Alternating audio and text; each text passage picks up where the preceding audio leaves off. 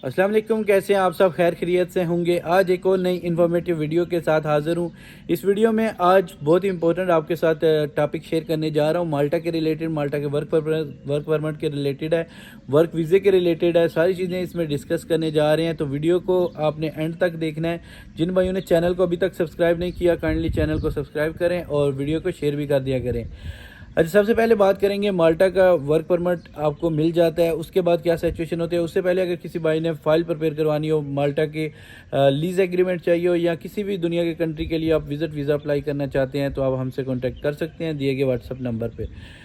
अब बात करते हैं कि माल्टा का वर्क परमिट आने के बाद मोस्ट इंपॉर्टेंट चीज़ें वो करने वाली क्या हैं और वीज़ा रिफ्यूज़ क्यों होता है। ये दो चीज़ें मैं आपके साथ शेयर करने जा रहा हूँ, तो आपने वीडियो को एंड तक देखना है। सबसे पहले हम बात करेंगे जब आपका माल्टा का वर्क परमिट आ जाता है तो उसके बाद क्या करना चाहिए। देखें, सबसे पहले जब आपका माल्टा का वर्क परमिट आ जाता है और आपने एक लंबा अरसा वेट किया होता है, एटलीस्ट 2 महीने, 3 महीने, 4 महीने, कुछ चंद लकी होते हैं जिनको जल्दी वर्क परमिट मिल जाता है। जैसे ही आपका वर्क परमिट आ जाता है, अब बहुत सारे भाई क्या करते हैं कि वर्क परमिट आ गया है, अब हम इंजॉय करते हैं, चिल करते हैं, लाइक टाइम वेस्ट करते हैं। सिंपल मैं अपने वर्ड्स में कहूँ तो टाइम वेस्ट करते हैं कि बैठ जाते हैं और रख लेते हैं और कहते हैं यार अभी तो हमारे पास इतने दिन पड़े हैं तो आराम से सबमिशन करेंगे, वीज़ा मिल जाना है। अभी वर्क परमिट का कभी भी मतलब ये नहीं होता कि आपको वीज़ा मिल जाएगा 100%। वर्क परमिट एक just approval in principle letter आपको सबमिशन के लिए दिया जाता है, बाकी ये गारंटी नहीं होती कि वीज़ा आपको मिलेगा या नहीं मिलेगा। ये लोग जो समझते हैं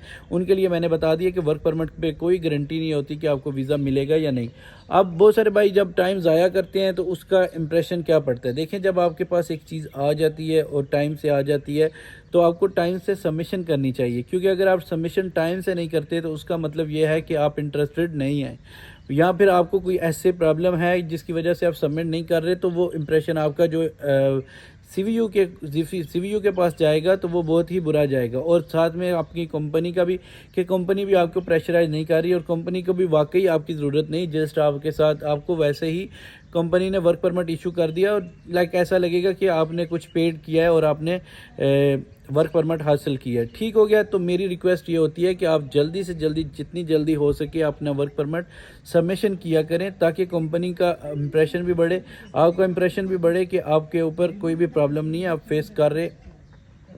तो जल्दी आप सबमिशन करेंगे तो उसका मतलब ये होगा कि आपका वीज़ा लगने के चांसेस ज़्यादा होते हैं। उसकी वजह ये क्या, बहुत सारे बोलेंगे भाई कैसे हो सकता है। भाई इसका वजह ये मैं आपको बता रहा हूँ कि इससे इंप्रेशन आपका अच्छा बढ़ता है। क्योंकि देखें, जब आप सबमिशन जल्दी करेंगे, कंपनी सीवीयू यही समझेगा वाकई कंपनी को भी ज़रूरत है और बंदे को भी नीड है और बंदा भी जहाँ ट्रैवल करना चाहता है। जब आप रख के आखिरी लास्ट 10 डेज़ में करेंगे या कुछ दिन बाद कुछ दिनों में करेंगे तो आपका जो इंप्रेशन है वो गलत पड़ेगा। अब बात करते हैं वीज़ा रिफ्यूज़ क्यों होता है।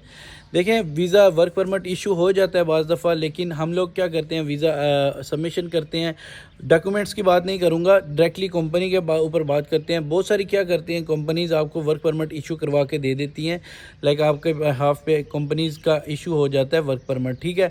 अब वहाँ पे कंपनी कैसी है, वो डिक्लेयर टैक्स पे कर रही है या फिर वहाँ पे इतने एम्प्लॉइज़ की ज़रूरत है भी या नहीं है, क्योंकि बहुत सारी कंपनीज़ को वहाँ इतने एम्प्लॉय की ज़रूरत होती नहीं जितने वो हायर कर रही होती है। तो अब अगर फॉर एग्जांपल अगर कंपनी को 10 बंदों की नीड है और वो 20 बंदे हायर कर रही है और सबके वर्क परमिट भी इशू हो चुके हैं, अब वीज़े एक्चुअली सीवीयू जब चेक करता है तो उसको भी पता होता है कि एक कंपनी को इतने बंदों की ज़रूरत है और इतने बंदे हायर कर रही है, तो उसमें से फिर 10 बंदों के वीज़े रिफ्यूज़ होने के 100% चांस होते हैं।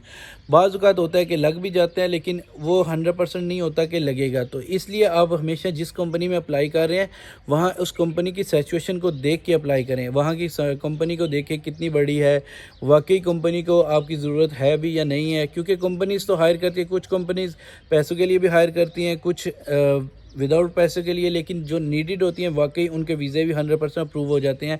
तो ये आज की वीडियो में बताने का मकसद ये है कि अगर आप अप्लाई कर रहे हैं माल्टा का तो जितनी जल्दी हो सके आप सबमिशन करें। दूसरा, आप कंपनी को लाजिम चेक करें, फिर सबमिशन करें अपने डॉक्यूमेंट्स, ताकि आपको फ़ायदा मिल सके, ना कि आपका टाइम ज़ाया हो और ना ही आपका पैसा ज़ाया हो।